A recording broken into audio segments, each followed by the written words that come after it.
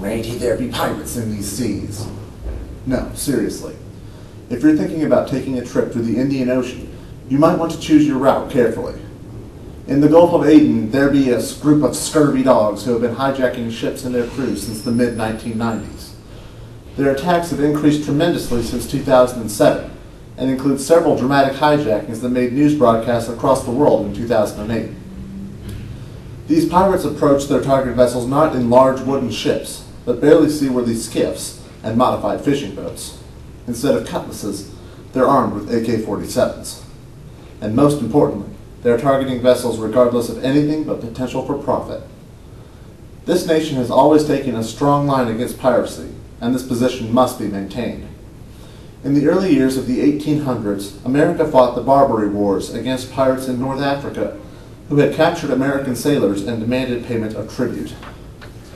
The United States Navy and Marines fought their first engagement since the Revolutionary War to pressure the pirates to turn over our sailors. Since then, piracy has admittedly gone down as a concern on many people's threat list. Until last April, that is. Since that time, there has been a large amount of pirate attacks on high-profile targets off the coast of Somalia, including luxury yachts, oil tankers, even French Navy ships, and most importantly, the cargo ship Maersk, Alabama, which is of the most concern to America. The capture of the American flag ship and the hostage-taking drama gripped the media for 4 days before U.S. Navy SEALs managed to kill 3 of the pirates holding the Alabama's captain hostage and capture a 4th. This action is exactly the sort we should be actively taking when any ship is the victim of a pirate attack, not just an American flag one. Consider the following. The United Nations Convention on the Law of the Sea outlaws piracy. There is currently a military mission in the Gulf of Aden sanctioned by the United Nations to try and prevent piracy. And when pirates attack, they do so with assault rifles and rocket-propelled grenades, weapons of war.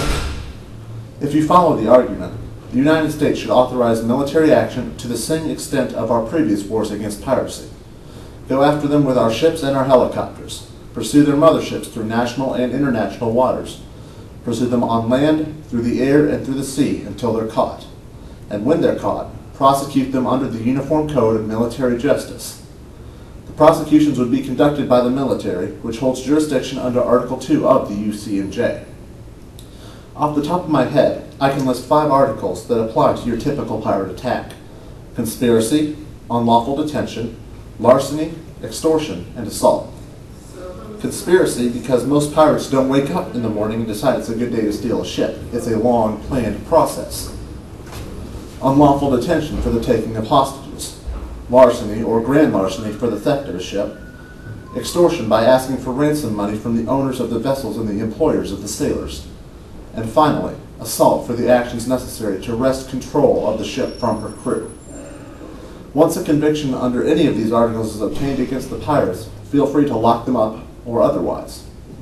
Perhaps seeing a few boatloads of their comrades shipped off to the Fort Leavenworth disciplinary barracks will change the mind of those currently trying to bring terror to the high seas, and we can push the scourge of piracy another 200 years into the future.